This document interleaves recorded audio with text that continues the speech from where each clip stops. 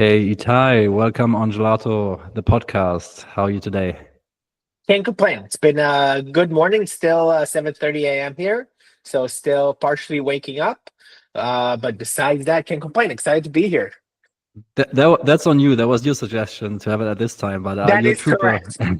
That is correct. That is fully 100%. I take responsibility for it. But the result of it is, if I say anything silly, then I think it's a joint problem at this point.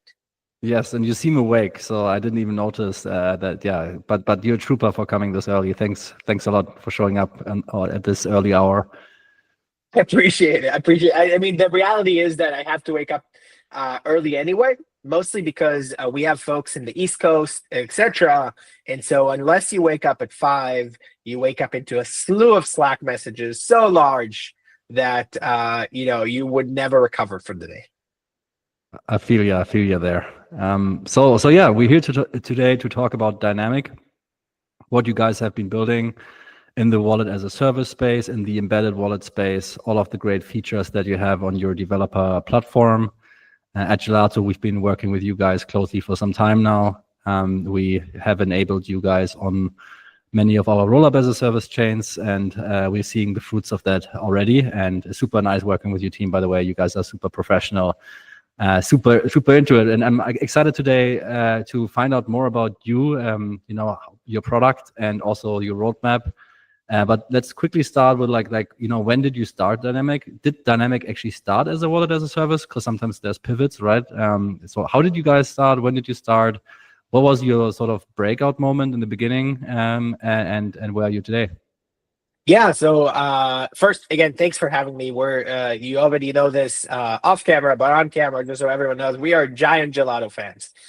We are fortunate enough to have worked with you guys for a while on a bunch of projects and to hopefully many more years of partnership. But to your point, we started Dynamic in December 2021. So just as crypto was kind of starting up again just after DeFi summer, etc. And so the company's existed for about 3.5 years, where we focused in the initial pitch is actually extremely similar to where we are today.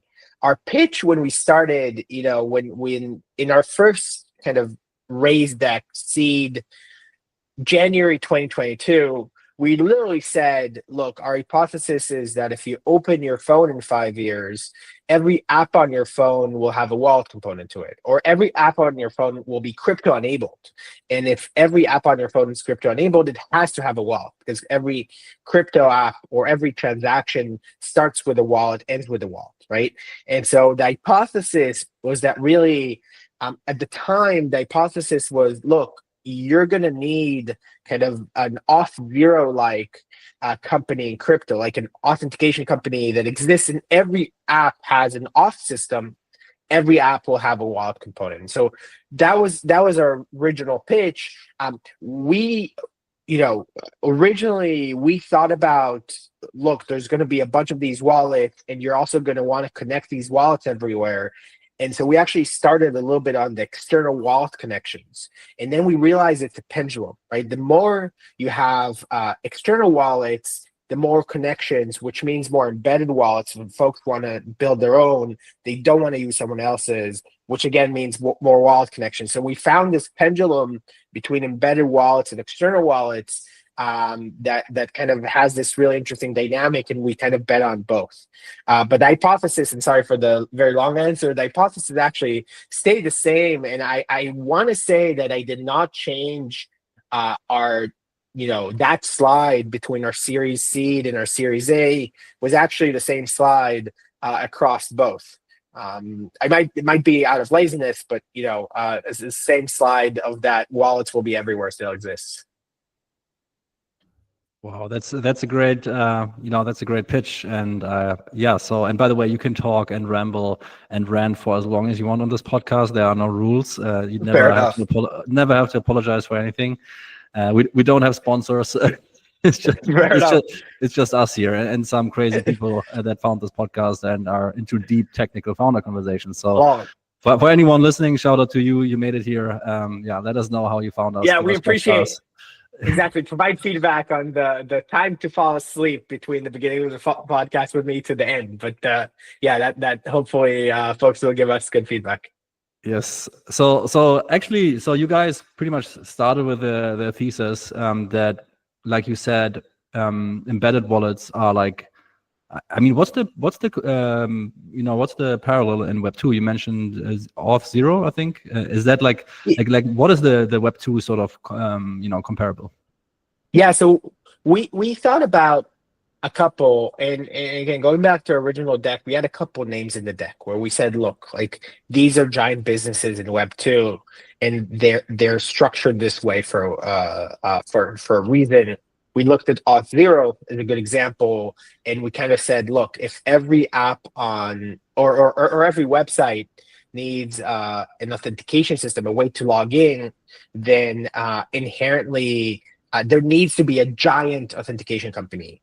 We also said the same thing. We said the same thing about Plaid. So we had Plaid in our original deck, and we said, look, like if you're interacting with any financial service, you need kind of a Plaid-like connection. So the market's pretty massive there. And so our hypothesis kind of, was based on that. We said, look, there isn't a thing like that in Web3. You need infrastructure companies like an Auth0, like a Plaid, that let you do the same thing, that abstract away that complexity, like a Stripe as another example, that abstract away that complexity for users. Our pitch was actually extremely straightforward, because we also do auth, right? You log in with a wallet or you log in with email, and we authenticate the user, and we spin up wallets, right? But our pitch was, on that part, extremely straightforward. We literally said, like, no engineer and no engineering manager wakes up in the morning and says, let me spend the next 2 weeks on authentication. Like it's a terrible use of your time as an engineer. Like these are recyclable, repeatable kind of things, and it's a pure waste of time for folks to try to retackle on their own. And that was our pitch. Our pitch was like, look, that's why an Auth0 exists. That's why a Plaid exists. That's why a Stripe exists, because no one sits there and says, let me try to reinvent the financial system in order to just have bank connections or have email login, right? And so that was the analogies we used there, and that's how we built Dynamic. We kind of said, look, like, why are those companies great companies? Because they take away a bunch of that complexity from you, and they move it behind the scenes into a few lines of code that you implement, and you go on your merry way. Cool. Would you say that part of your core motivation to build a product here in Web3 is that Web3 is just the next big market, and that you can capture a big, large chunk in that market? Or would you say that Web3 also uniquely enables, users or auth or whatever it is in a new way, where you say, okay, it's going to eat the old Web2 market in some way, and it's strictly better, it has some new features or killer features? Yeah, we thought about this a lot. Our hypothesis was that, look, there are a couple of things here, right? The first one is that our hypothesis is still very much that every company that grows big enough wants to be an identity company and wants to be a fintech company, right? Like if you look at Google, they're an identity company, they're a fintech company, Apple, etc., and Robinhood would be the same way, and anything like that, right? Anyone who gets big enough wants to own the identity, wants to own kind of financial transactions. And so our hypothesis was crypto accelerates this, right? Because it lowers the bar significantly on both of those. It lowers the bar on identity, it lowers the bar on becoming a fintech company. So that was kind of one hypothesis, was that, look, we're actually, this will move us from 10 companies that can own identity to hundreds of thousands of companies that can each create their own identity and fintech-like solutions, right? Or even more, right? So that was hypothesis number one. Hypothesis number two was that crypto is while, over a long time horizon, crypto is essentially fintech. There's no, what is crypto? It's just like a different word for fintech, right? It's like global money movement. It's not, we're not that special. But over the short term, it has these extremely unique characteristics that make it very hard for you to approach it like you would approach if you're an Auth0, you would approach adding, another OAuth provider or like a SAML-based login, or if you're Plaid approaching it like you're adding another bank connection, etc. And so our hypothesis was in many ways that you need a native company in this space in order to win in this market. And we're seeing this, right? We're seeing this play out. Like I think Stripe's move into the market was not kind of a necessarily just like a build internally move, but kind of take over or acquire like your way into the market.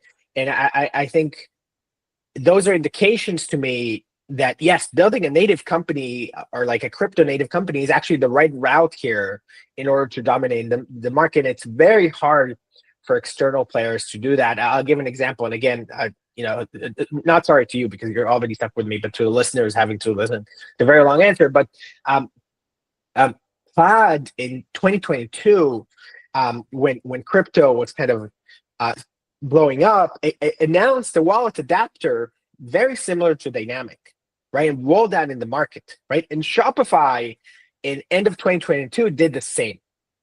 And at the time, we're like, okay, these are giant companies now competing against Dynamic, both Shopify and Plaid. But then you realize very quickly that they withdrew as soon as like complexity increased and ROI at the time decreased. And so it's very, very, very hard to do this as a side project. It's very hard for a company that's not like native breathes crypto every day to do that, and execute on that over time.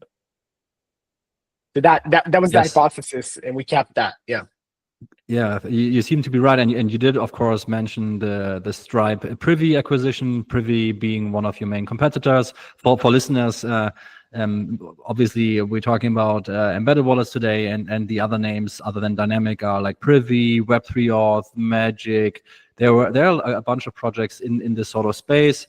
And of course now there was like a huge move by Stripe, a giant, acquiring one of these players. And of course I'm sure that has many good effects as well for you, like validating this industry that you're in and this niche that you're in. Or is it even a niche still? Like I think the numbers are looking quite interesting. So another, just to back up a little bit, often I talk to founders and I feel like they started out in crypto almost, or something that before wasn't strictly related to what they do now in crypto. How was it for you? Like, were you like already in Web2 tech, sort of similar to to what you now do at Dynamic, or was Dynamic like your sort of first play at this? Yeah, so I would argue like a little bit of a weird background. So bear with me here for a little bit. So essentially, first, we Yoni, my co-founder, and I have known each other for about 18 years, right? So we were pretty determined to start a company together. We applied unsuccessfully to Y Combinator in like 2013 or 2012. Like we've been thinking about starting companies for a while. We worked together for like 5-6 years. We went to college together. We both did undergrads together at MIT, and both are Israeli, and there's like 2 undergrads at MIT every year, so like, we had to be friends. So we didn't really have a choice, and we've been at this for a while. So first, on the starting company side, it was very clear to us that we're starting a company. We've been trying to do this for an extremely long amount of time, right? On the other side, on crypto specifically, we've been watching crypto from the sidelines,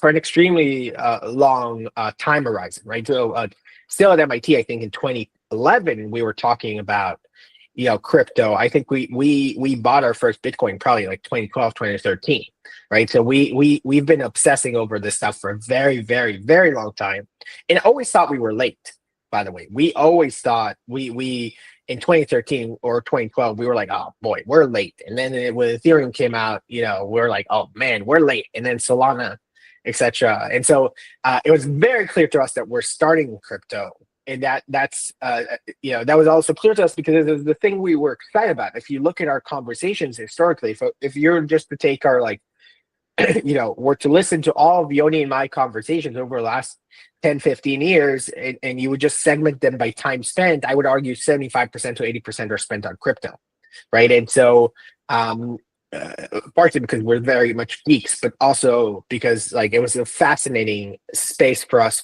for a very long time. So that's how we thought about it. But my background specifically, I worked across, anywhere from IBM research, and I did research on gamification, to I was a consultant to working at Zenefits, which was an HR tech company, to working on age verification and identity verification at a vaping company, to a coffee company for a short amount of time. So crypto felt like the natural next step there after that combination of companies. So that was kind of our a very unique, anywhere from enterprise SaaS to completely different fields. Cool, nice. So let's dive a bit into the product now and the core sort of, I guess the core services, values, and experiences that you uniquely enable with Dynamic. Let's start with the lens of what crypto wallets, like what was the main innovation here with everyone getting an account on Ethereum and a key pair to access that account, Yep. right? And of course Bitcoin keys and whatnot. Like one of the main innovations was self-custody, right? So what about self-custody? How does it play into your sort of API service and so on? Is that something that you're building towards still, or does it not matter so much? So yeah, like what are the core pillars sort of that you design around being a Web3 solution? And how do you build a product and services around that? Let's start with the core, and then we can expand into the new features and services that you're launching.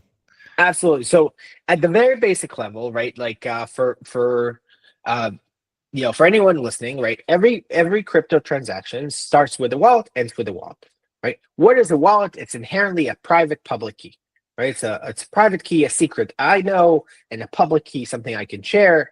And every time I want to transact, I need to sign with my private key in order to do so, right? So that's at the very basic level. Now, we both know this really well. There's like 17 layers of complexity on top of that for like moving money around and things like that.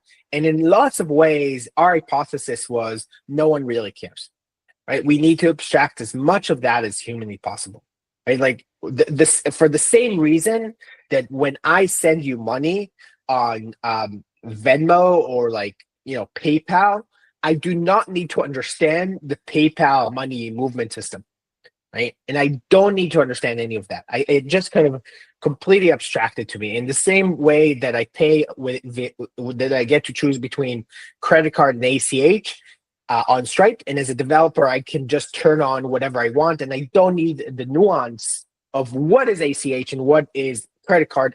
Both routes just work for me, right? And so Dynamic's very much a crypto abstraction company, right? Our goal is to remove that complexity. And where we started, to your point, is to say, look, you're gonna want to log in just like you would any other system, right? So you would just enter your email and you would log in, or enter your phone and you would log in.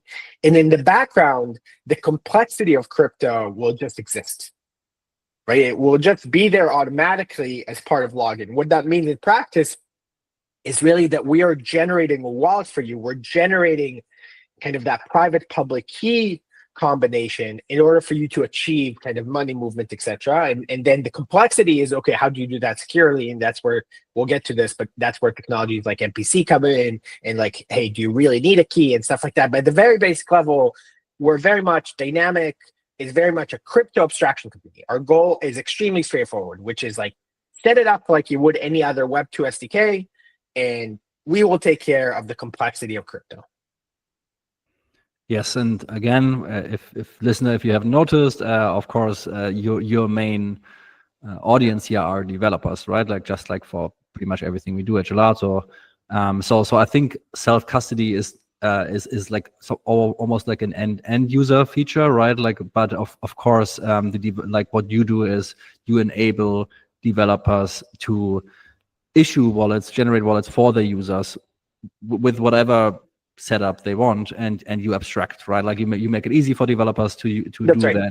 that, and you remove away the ugliness, the complexities of crypto. First of all, like we all know, crypto had a very shitty UX thanks to embedded wallets. I think embedded wallets is what really leveled it up. Other things like what we do at Gelato, like gasless account abstraction and so on, they really help as well.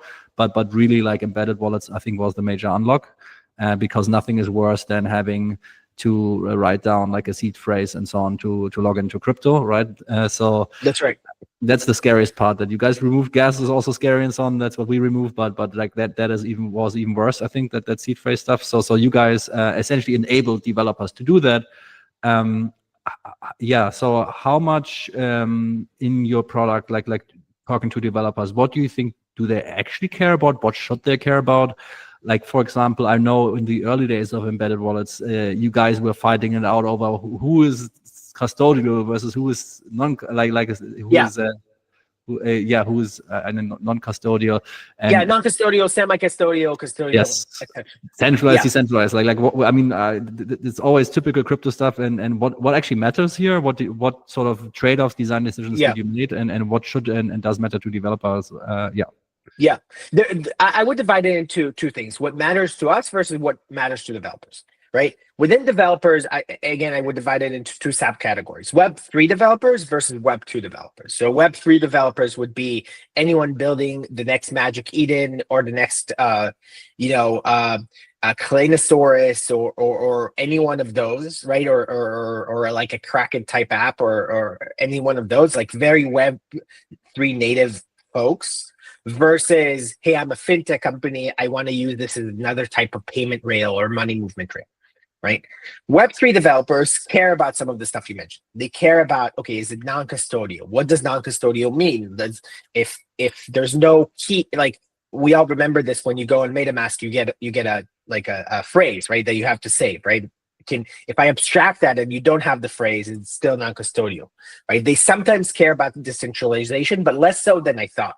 So I think what we've learned on that front is that people care about decentralization at the core, meaning the Ethereum is decentralized, right? And they care about potentially a subset of L2s being decentralized. I'm curious whether you guys hear the same on kind of, the ability to abstract away like chains completely, right? Or abstract away kind of the ability to create a chain very, very quickly. They care about that, but we don't get a lot of questions that says, okay, how are you decentralizing dynamic over time?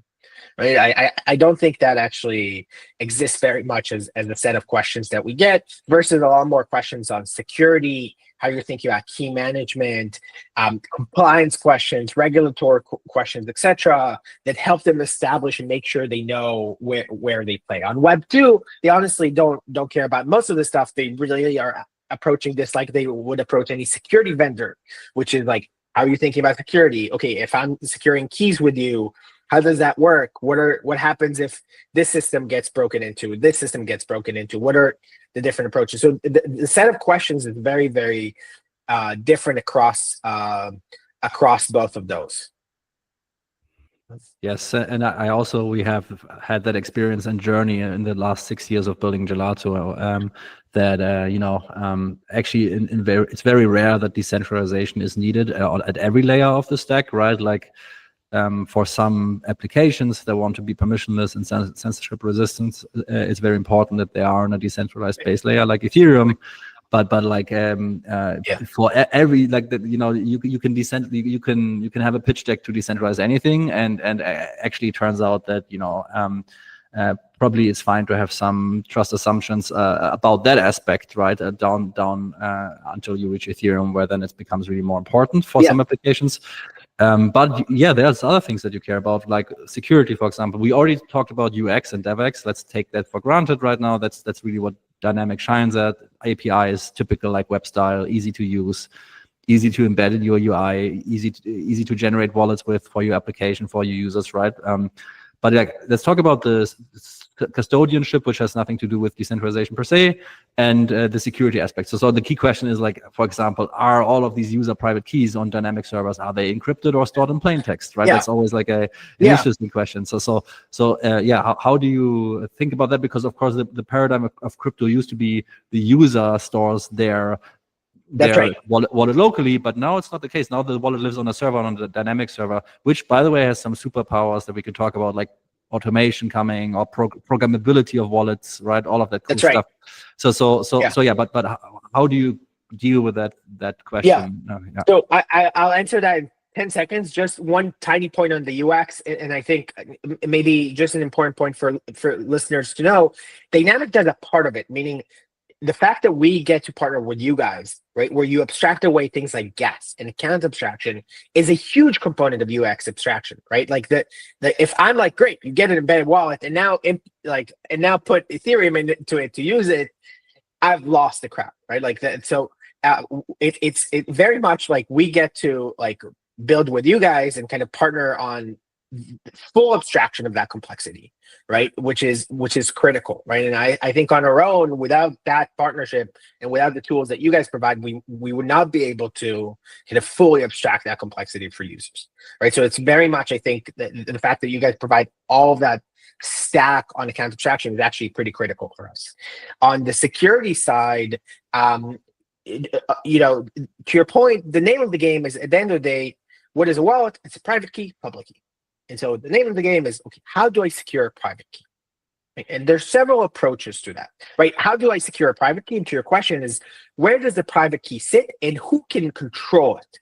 Meaning, who gets to be able to wake up in the morning and says, I'm signing with this private key? Several approaches to doing this. One approach is to put it in a very safe place, so like a bank storage. And then only decrypt it in an even safer place, in a trusted execution environment, like a safety deposit box, right? That's one approach. A second approach is to say, okay, let me split it up and store it in different locations and only combine it when I need to sign, right? So let's say you have a phrase and you cut it into 3 parts and you store them. And then every time you go and you collect those 3 parts, you combine them and you store them. The first one's called keys. The second one's called Shamir secret share. The approach we're taking is called TSS-MPC, which is not a very easy to say or remember name, but it's there for a reason. It means threshold signature multi-party computation. What we do is we say, what if the private key never existed at all? Wouldn't that be great? And the way you would do that, is with a bunch of math and zero knowledge proofs, where you essentially say, look, you independently generate a share, a secret and I independently generate a share, a secret I know. And we first collaborate and say, together, these secrets can sign, can create a wallet. Right? And then every time we want to sign, I call you up and I say, hey, let's sign. And you're like, okay, I agree. And we coordinate together without ever exposing a private key. And that's what MPC is. And the security properties of that mean that if I have my share and I get hacked, nothing happens, right? Because I can't sign a full key. And if you get hacked, nothing happens because you can't sign a full private key. And so that also means that if there needs to be some coordination between us on exporting or importing keys or anything like that, that's technology we use, and it's pretty critical for both security and for maintaining self-custody. Because essentially what we can do is we can say, what if we had, instead of the 2 shares between us, what if I'm the end user and I get a second share to store somewhere else? So if you're unavailable, I can go there, take it, and then I have still 2 of the 3. So you can start building really sophisticated flows that create these non-custodial type experiences, meaning experiences where I can independently sign things and you can't independently sign things, which balance that really kind of cool experience where key doesn't exist, security experience, abstraction experience, where this all happens in the background while maintaining kind of non-custody. So that was a very long way of saying that's why we chose that path. Cool. So you're using these other crypto protocols, TSS, threshold signature scheme, MPC, multi-party computation, which if you are in the space, you probably heard before, like variations of this are employed. I think it used to be a Coinbase wallet, for example, some form of it, right, for a long time. Yeah, that's right. Fireblocks uses it. Yeah. BitGo uses it. A lot of historically, it's been used a lot by enterprise solutions. Right, so Fireblocks, BitGo, Encourage, etc. The reason it hasn't been used in our part of the world is speed, right? Because you have this coordination, it's usually much slower. It used to be 10 seconds, 15 seconds. Dynamic gets this to under sub-second sign, right? And we're moving towards 100 milliseconds over time, right? Really? And even less, right? And that unlock gives you all the best properties of security while not compromising on the speed.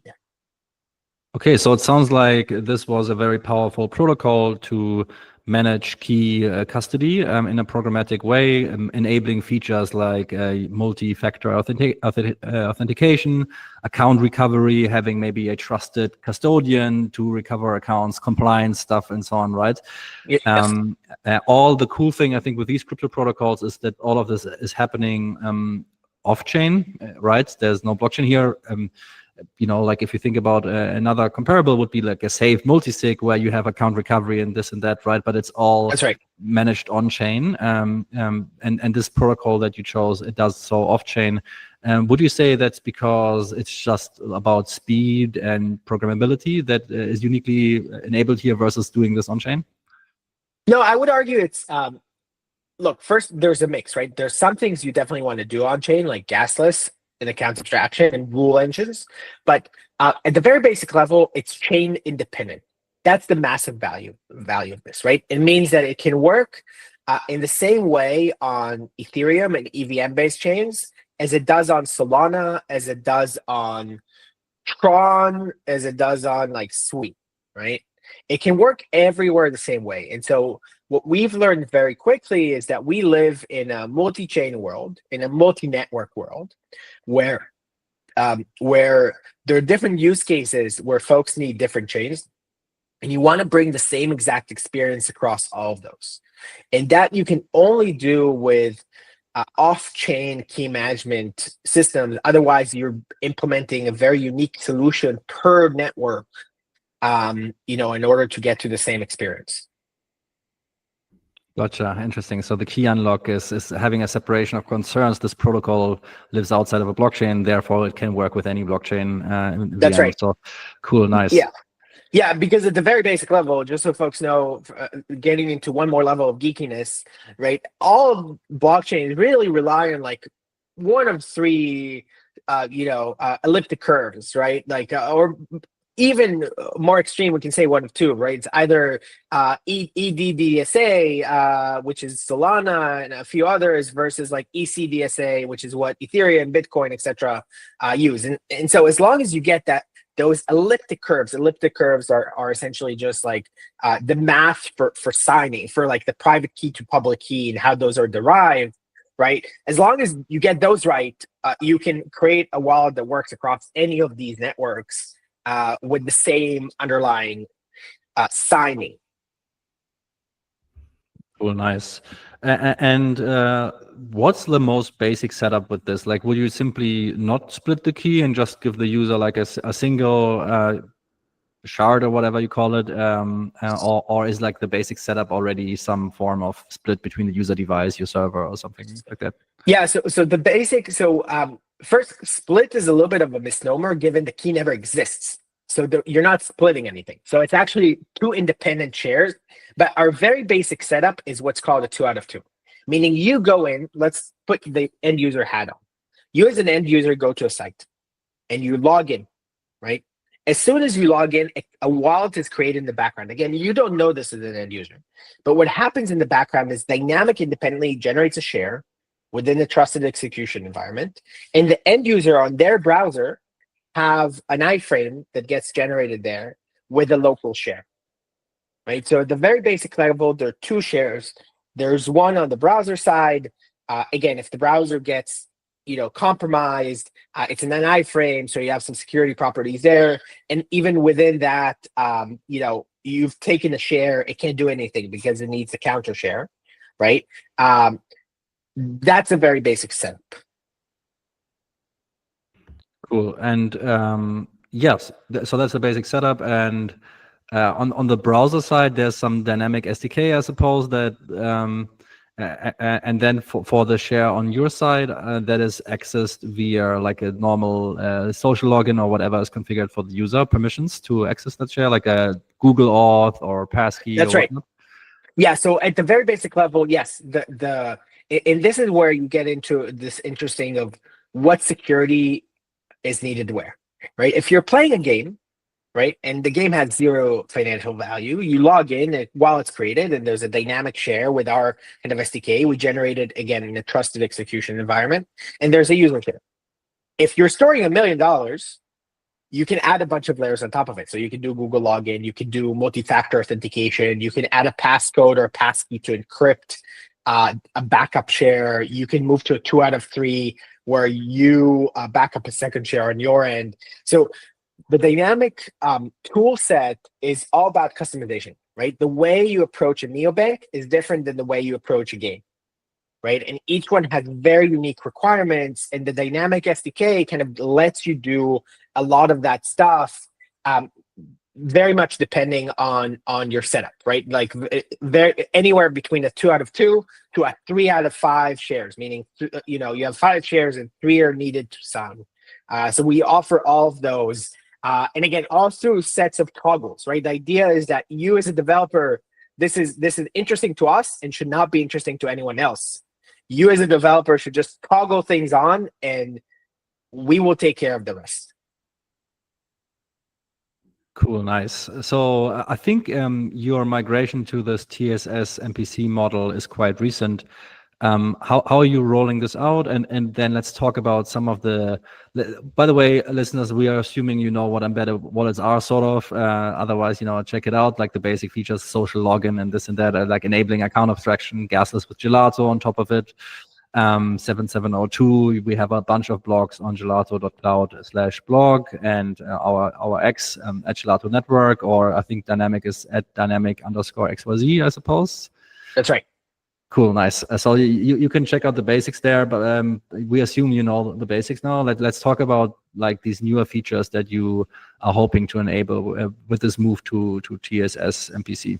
Yeah, absolutely. So at the very basic level, TSS-MPC is now in general availability. We actually announced it this week, so this is very timely. We announced it an entire 2 days ago. As of Friday, June 18th is when it actually went live. So if you go to dynamic.xyz and you click sign up, you will actually just use our TSS-MPC infrastructure, or if you go to demo.dynamic.xyz and sign up, and you could use it in partnership with like Gelato's account abstraction tools, right? Like that's the magic here, right? Is that you spin up, an MPC-based embedded wallet, so email login, but then you can abstract gas, you can do more sophisticated rule engine type stuff with Gelato. Right, so it works hand in hand, and I highly recommend to anyone listening to use them both. Right, it actually, that's where the magic really happens. Now, TSS-MPC gives you a bunch of really cool stuff. Right, again, this is me being very giddy about the geekiness of math, but it gives you a bunch of really cool options. The first and biggest, one of the coolest things is vendor independence, meaning if you're building a complex system, one of your key questions is, okay, what if dynamic, goes away one day, right? God forbid, 20 years, I get tired. I'm like, oh, I want to sleep. What if dynamic in 20 years goes away? And then what TSS-MPC can do that no other technology can do here is create independence from dynamic. You can essentially take the dynamic share and back it up also on a customer, like not an end user, but a customer, a developer side, and store for safekeeping. So that if the dynamic service is unavailable, that second share still exists, and you can independently recover it for the user. So you can start building these really sophisticated, wallets that have hundreds of millions of wallets deployed, but are independent of dynamic, so that if dynamic is ever unavailable, your end users are never stuck. And it's not important when you're starting like a 2-person startup company yet, but when you're a giant fintech company, it's actually pretty critical. So that is the one really key thing that this enables. It also enables that's massive. Yeah. Exactly. And that's unique to TSS-MPC. It also enables these really cool things around rule engines, right? So because a share sits with dynamic, I can apply a set of rules to what I countersign, right? At the very basic level, these are like, you tell me to sign, I'll sign. But what if we say, look, we want to limit this wallet for this specific use case, and we have licenses and compliance, etc. We want to limit this wallet to only interact with these specific contracts and only trade with these specific currencies. Every time there's a trigger for signing, I can look from my end and say, like, does this qualify to the rules? Right? And if it does, I countersign. If it doesn't, I don't. So you can create these really sophisticated rule engines as to what the wallet can and can't do, which lend themselves really well to more sophisticated apps, to on-chain money movement, to server wallets, meaning, hey, I want to programmatically do this at scale. So that's the second thing that this enables. The third thing, and there's like a list of 15, but let's focus on the top 3. The third thing this enables is delegated access. It enables this feature which says, look, okay, I log into a site, right? And I want to perform action. I want to trade. I log in with my email. I have a wallet. I deposited USDC there, and I'm trading. But I want to create a rule when I'm not there to sell my position. How do I do that? You can do that on-chain. If you're, in EVM land, you would do that with Gelato. But let's say you're on Solana, right? You can't do that, with on-chain logic. So what you would do is you would delegate to the app the ability to act on your behalf when you're not there. But because there's a rule engine, you can delegate very specific things. You can say, look, this app with their, SDK key can only perform these actions. And because I countersign, I can approve or decline them. So you can start doing really sophisticated trading rules, delegation rules, etc., all because of this kind of technology where I hold a share and the end user holds a share. That's really cool. And by the way, we are always very forward pro technology. So like, I think if Gelato, like with our old smart contract automation service, was able to do some automations around that, and that could be better done. And with this model, which it sounds like really exciting, then we all for it. So yeah, it's, really great stuff.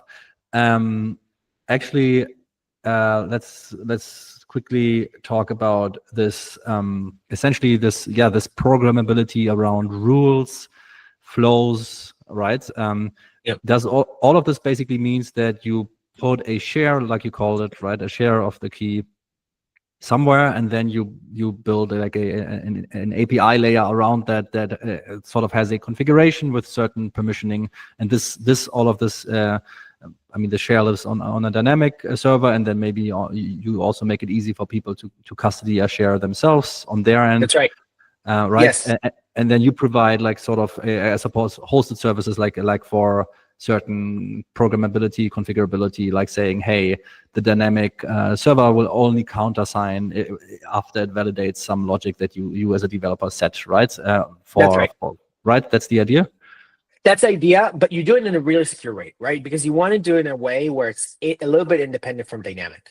So a lot of these activities actually happen within trusted execution environments, within TEs or secure enclaves, not like AWS Nitro enclaves. So a lot of these activities for signing or not signing, while I say, look, it's on the dynamic side, I actually can't really, I can't wake up in the morning and sign anything. Right? This is all encrypted and can only be decrypted in an extremely secure TE environment right? We don't need to say environment after TE. In a very secure TE, where these rules are enforced and this signing happens, right? So the name of the game here is to create a lot of that flexibility for developers and create the ability to do everything we describe while maintaining a lot of the assumptions for not trusting dynamic, on a lot of this stuff, right? At the very basic level, and this is where decentralization comes in, to your point, earlier point, and where trustless environments are important, is it doesn't matter if developers ask us for it or not. We really care. We wake up every morning and say, okay, how do we ensure that we cannot do anything on our end? We can't unilaterally change anything, even in very extreme cases of systems getting hacked or broken into, and someone knocks on my door. Or like, how do we ensure? A lot of the internal daily conversations are like, what security guarantees can we provide around reducing trust in dynamic and signatures that happen on our end, and we enable those while maintaining this in mind. Cool, nice. So the key technology that you mentioned there are TEs to essentially, so all of the validator logic and so on that you enable, permissioning, special rules around trading. I mean, usually, what are the usual things like OFAC, sanctions, maybe stuff like that? That's right. You're not allowed to interact with these addresses or send money to them or whatever it is. All of this can be configured in code at the dynamic server API level, but you're already even there using extremely modern technology like TEs, so that I suppose you could build this without a TE, and probably a lot of developers would still gladly use it. But you have that option. I suppose at the end of the day, not also to protect yourselves from getting hacked, like you mentioned, right? So, that's right. That's right. You want to ensure. Maybe I'll just spend 20 seconds just describing what a TE is for anyone listening, so that everyone's on the same page. Really, what a TE is the following. Think about it like a bank vault, right? So when you store something in a bank, you have a safety deposit box. It's in the bank's vault, and you have a key. Right?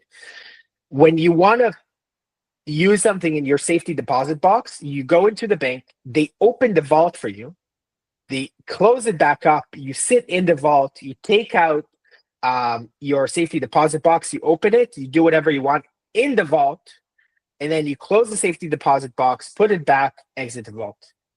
The vault is a trusted execution environment.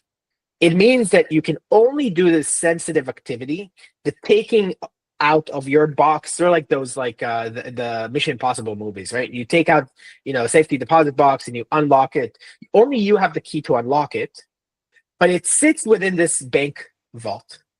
So it makes it very hard for a bank employee to be like, okay, let me, go in there and steal your, what's in your safety deposit box, because first, they don't have a key, and second, they can't access the vault.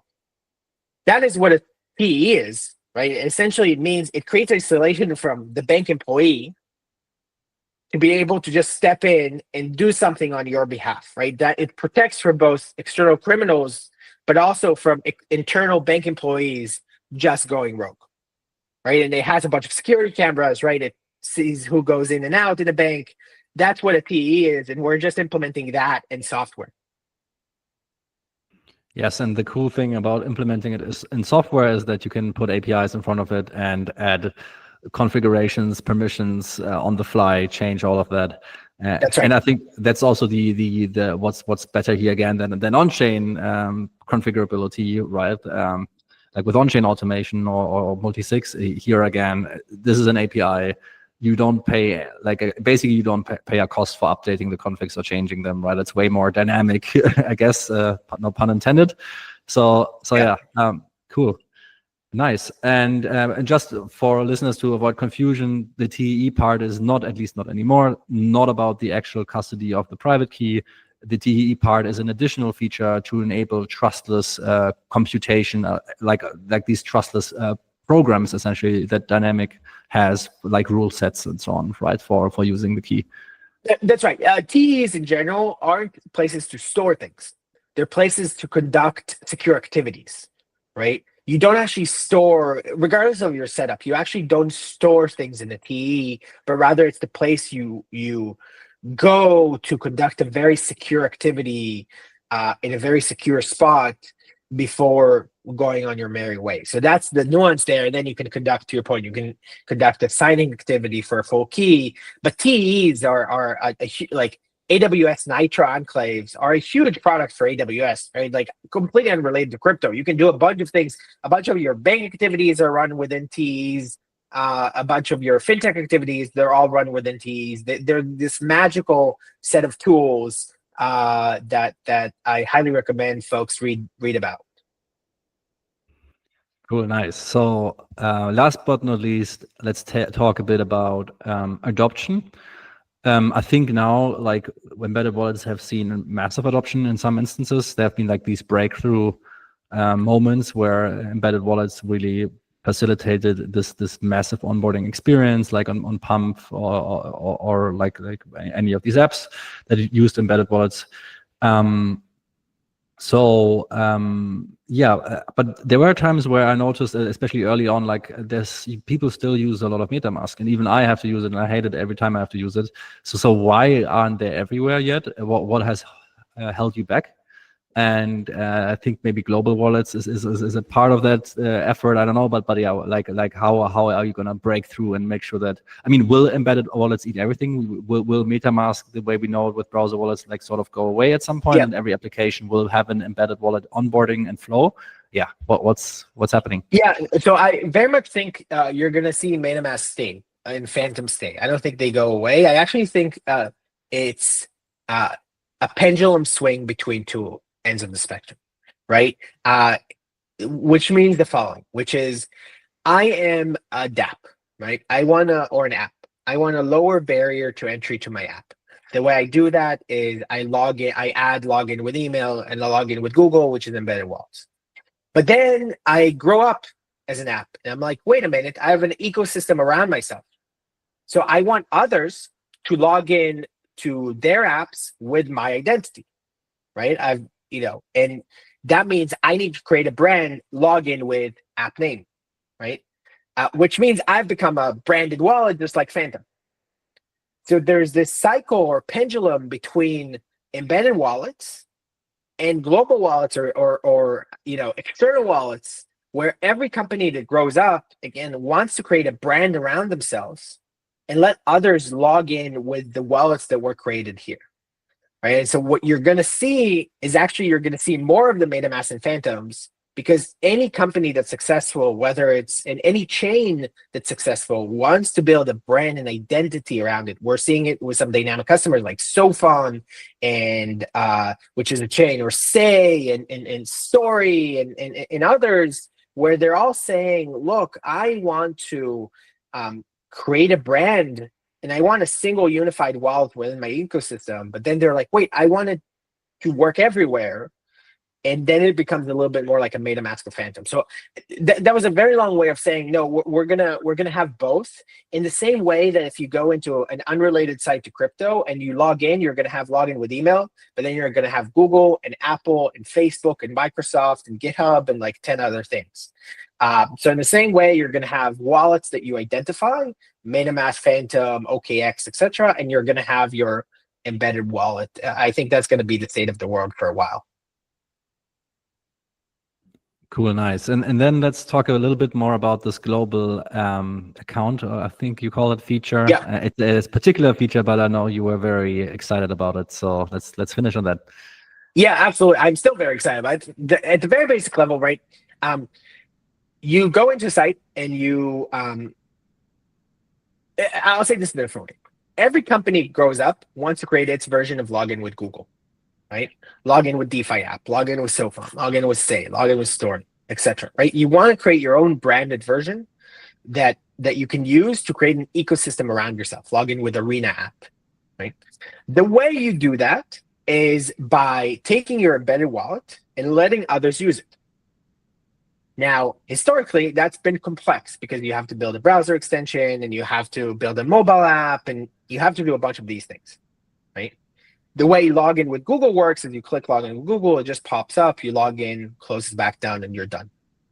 So what we did is we said, look, let's just make it identical to that. Let's just make it so that you can wake up in the morning if you have an app and you can go to your dashboard and turn the ability for others to implement you as that pop-up, sort of like a login with Google, where you pop it up and pop it back down. And do that not within months, but do that within half a day.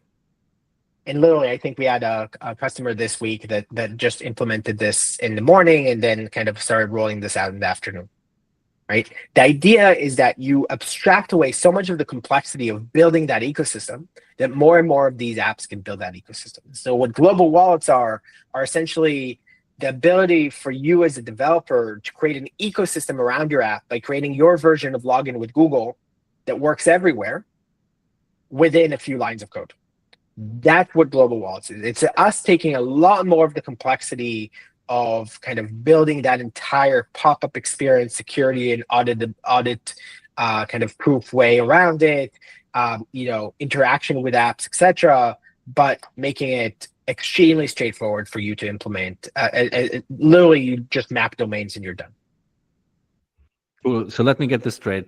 The main user here, is it a developer that says, I want login with Sophon, for example, right? Yeah. So that's the main user. And then that user, they implement the global accounts system.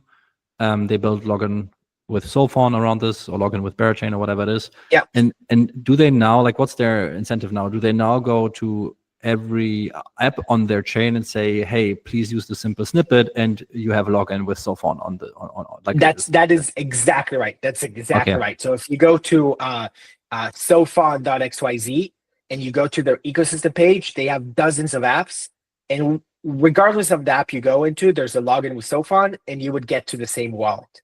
And if you go to say.io, which is another chain, and you go to any of the Say apps, Magic Eden, etc., and you click login, you get to that same wallet. So it's the ability for Sophon and Say to give you that snippet for you as a developer of any of those apps to implement that. Gotcha. So if you're building a platform like a Sophon chain or a Say chain or whatever, Berachain,